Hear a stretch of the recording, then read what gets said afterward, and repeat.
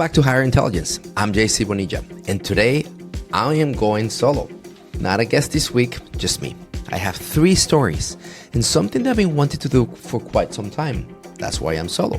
I'm pulling back the curtain of me on the road because for the last few weeks, and I'm sorry I couldn't record last week, I've been traveling, keynoting, speaking in conferences, sitting in rooms with university presidents and tech leaders, and young people just starting to figure out what their careers are going to look like.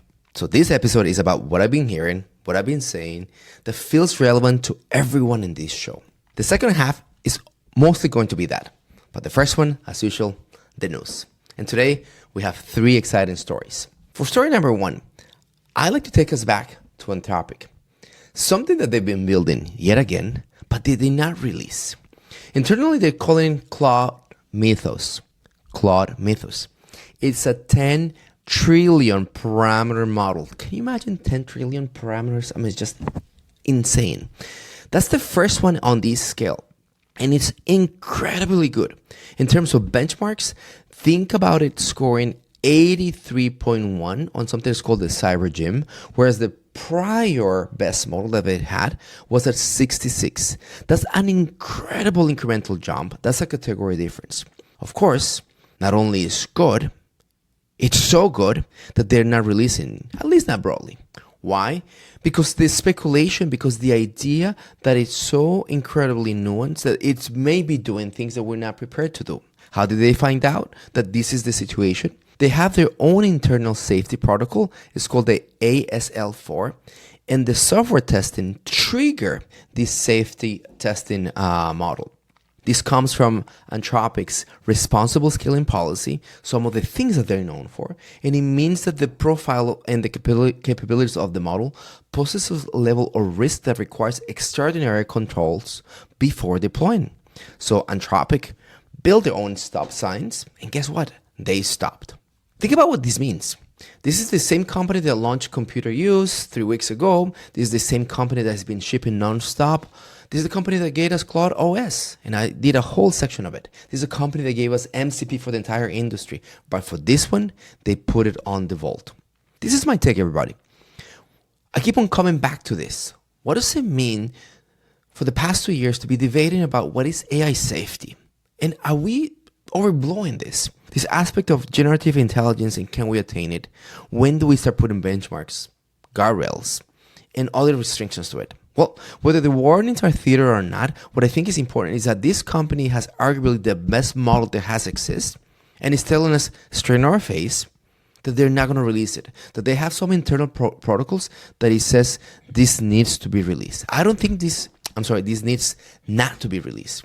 And everybody, I don't think this is not a PR move per se. That's a data point for me, that there's a capability curve that is not slowing down, but the governance of our frameworks are not taking place and not being shaped at the same speed. So right now, the answer is no.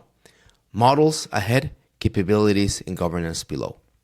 By the way, in the reporting, I like to say that the control 50 companies that are accessing this is not a workaround. It's actually a structure evaluation. I understand many Fortune 500 banks, consultancy, and tech companies.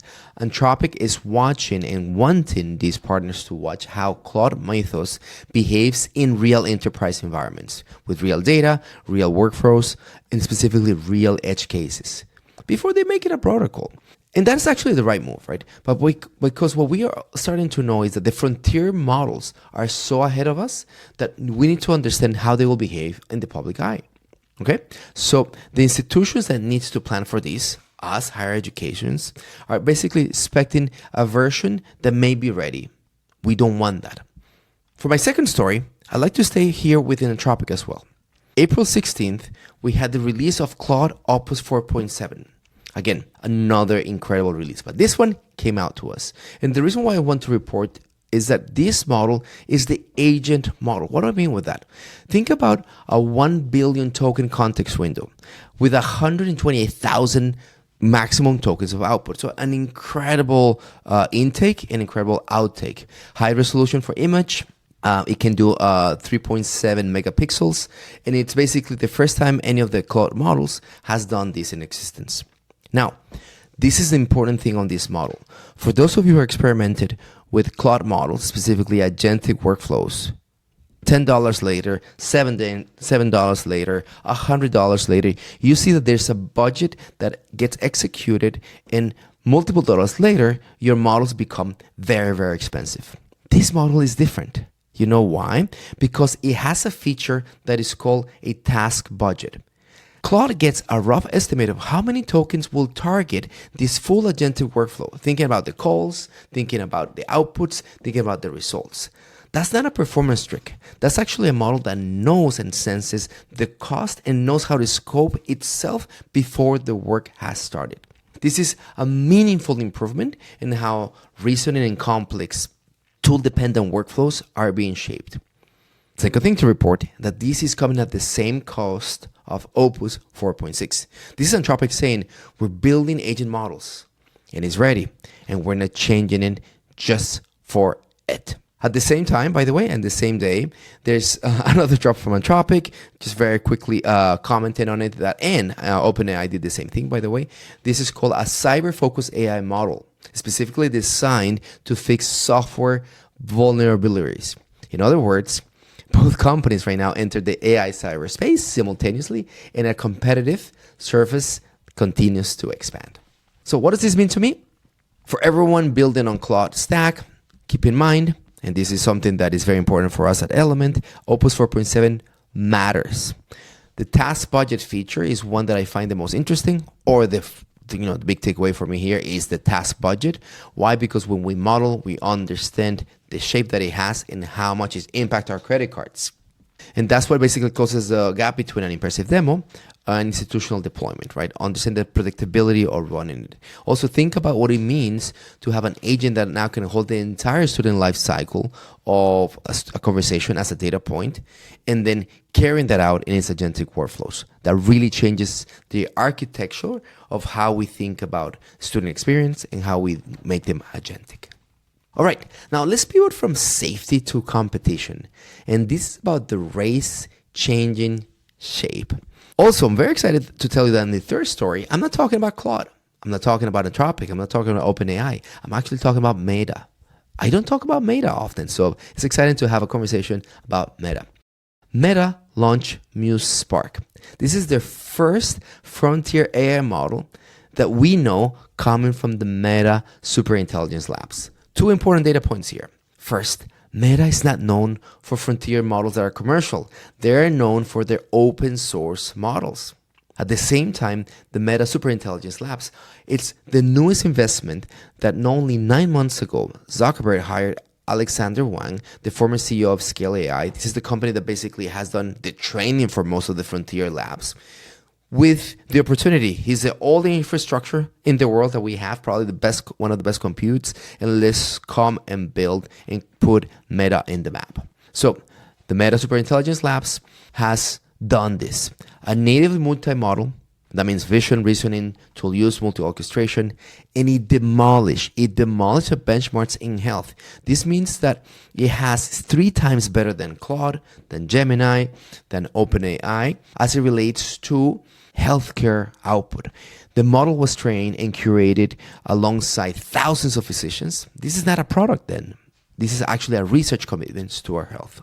Now, again, but the story inside the story is that the Meta is pivoting from the open source champion of the world to this new version. This is what Llama looked like. This is how some of the claims to fame from Meta came to us, Llama 3, Llama 4, and the model was very simple. Let's put a model out there to the community that will come back to us much better and we stay relevant. But now, with MuseSpark, that feedback loop is closed, and the Meta Superintelligence Lab is saying, here's our model, and we're putting our flag in the frontier race. For those of you friends who are in the open source ecosystem, and if you actually build something around Meta, what does that mean? Well, it means that you may need to reconsider your tech stack, and specifically the tooling that goes around free and modifiable inputs to your proprietary ecosystems. That means that you may need to start rethinking about your AI Vendor strategy. All right, friends, 3 stories, 1 thread. The intelligence curve is accelerating in every direction: capability, safety, demand deployment, and cost efficiency. All simultaneously, right? We're not in a holding pattern. We're in actually a compression zone. And that's the theme that we've been seeing this year. And the institutions that wait for that clarity before moving are going to find out that the window to shape their own path has already closed. Okay, friends, let's go into the second part of our conversation today. And this is not news. That's actually something slightly different. As I said before, the last few weeks I've been on the road. 3 conferences specifically, 3 different rooms, and each one gave me something worth to bring back here. So these are my field notes as a segment, if you will, and of specifically what I've said, what I've heard, and what I'm thinking about.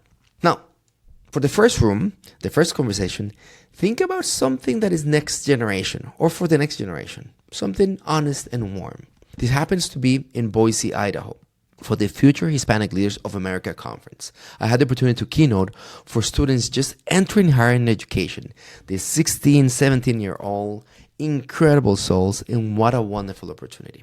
And think about what this incoming class is thinking. They're navigating college, or starting to navigate college, careers, in a world that is already being shaped by AI. So the talk I gave is called The Algorithm of You.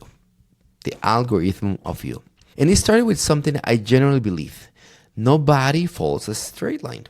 Again, last time I looked at an engineer practicing engineering, or a musician practicing music, or an English major practicing English as a field, right? It's highly unlikely. What we start seeing is success is not a straight line. It's actually a signal moving through noise.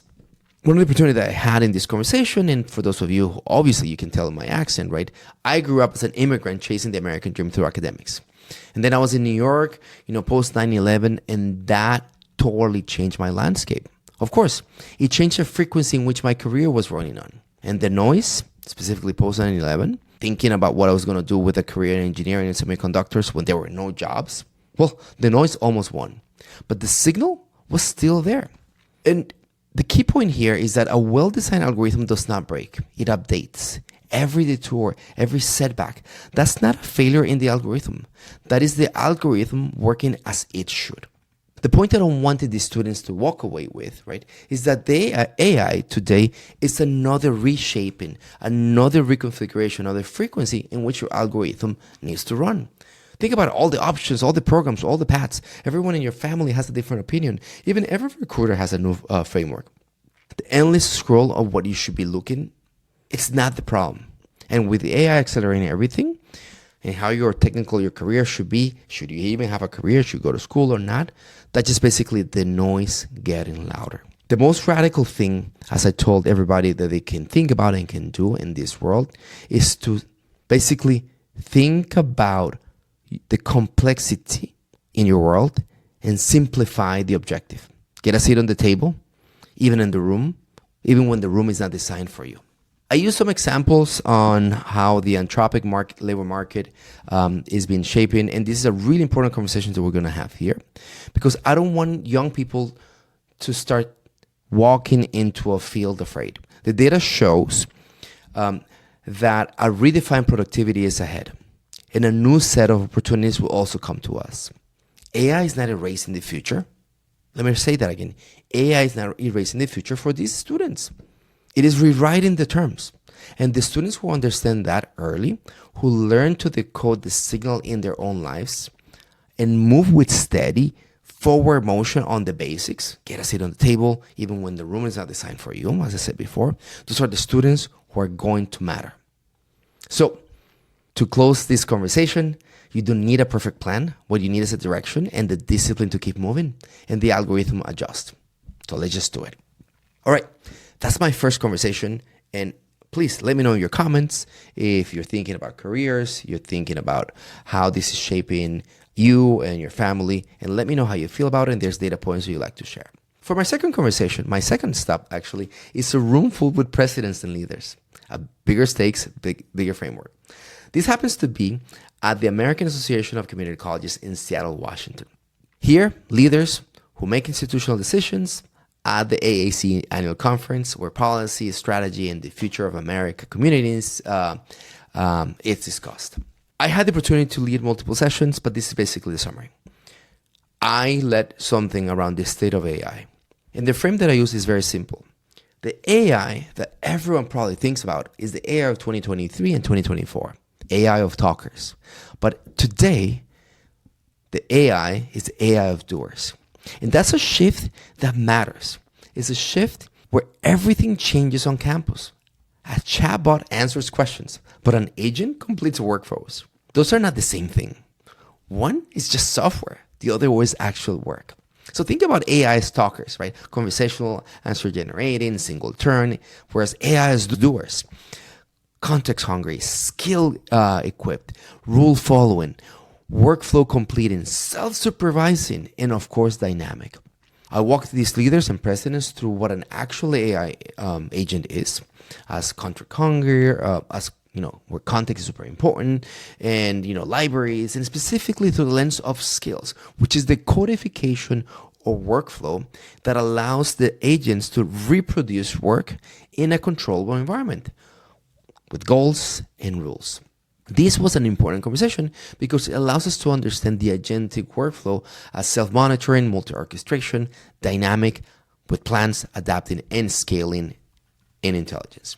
But the part that generated probably the most conversation was when I said that the futures of skills have portability.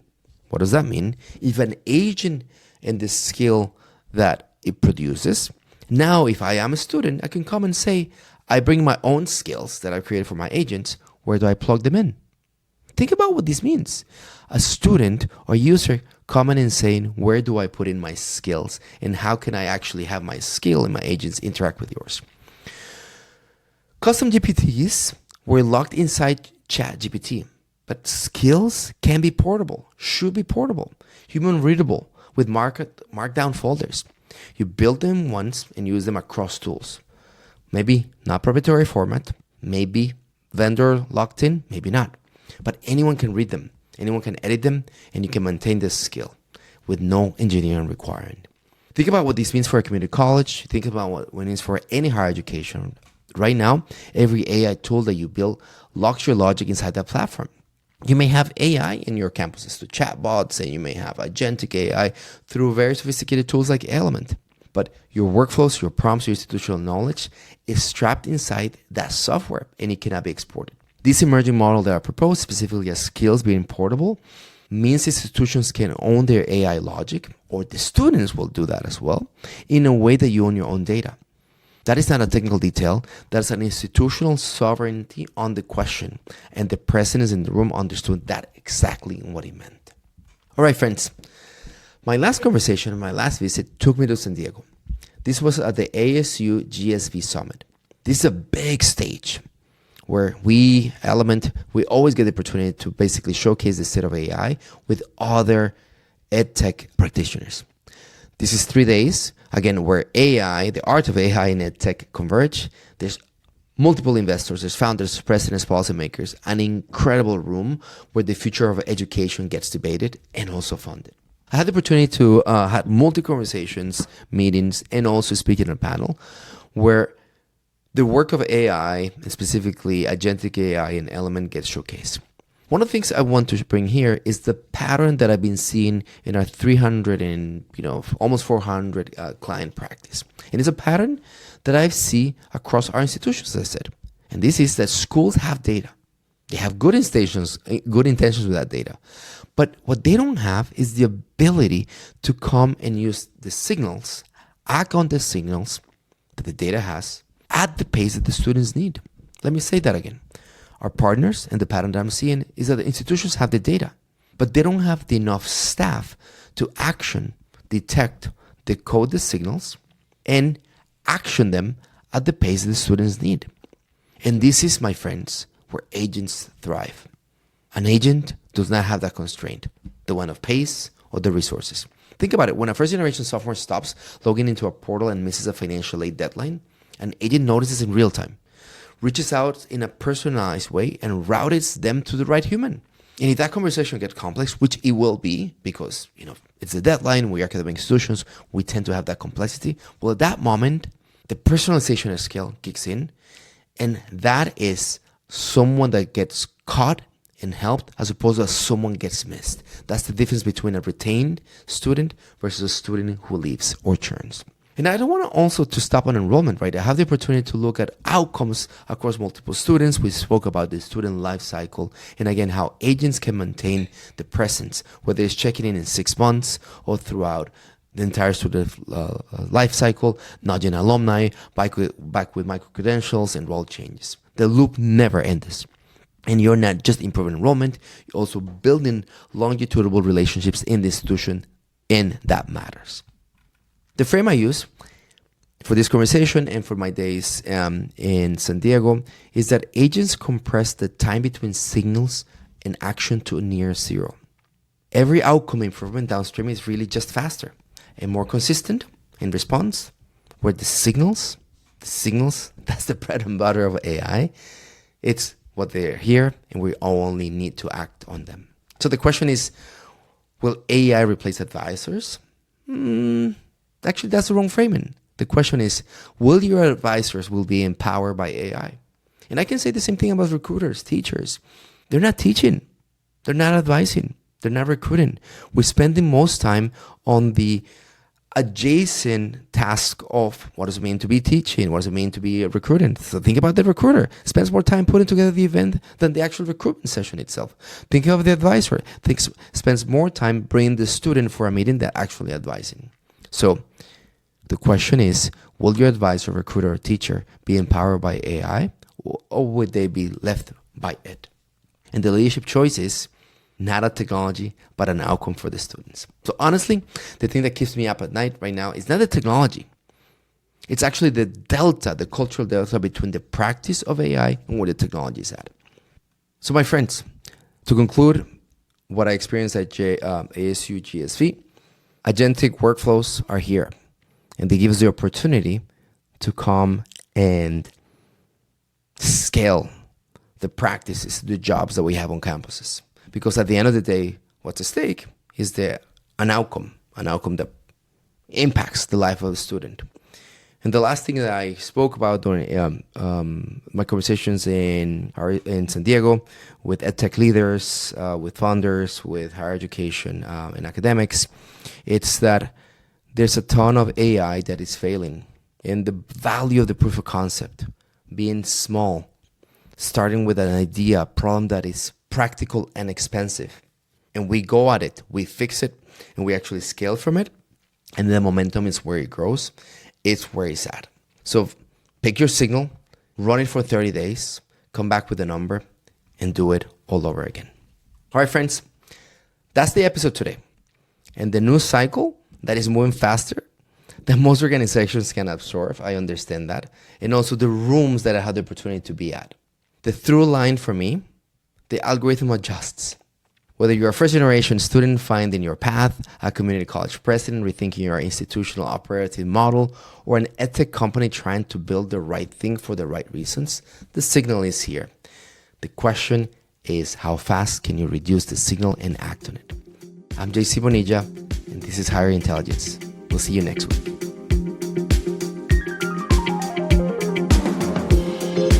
Thanks for listening to Higher Intelligence. This show is part of the Enrollify network, home to the largest collection of podcasts in higher education. Enrollify is where higher ed goes to grow. You can find more podcasts, webinars, videos, blogs, and more. Visit enrollify.org and subscribe to get new content sent directly to your inbox. Enrollify is brought to you by Element 451, the AI agent platform for higher education. Learn more at element451.com.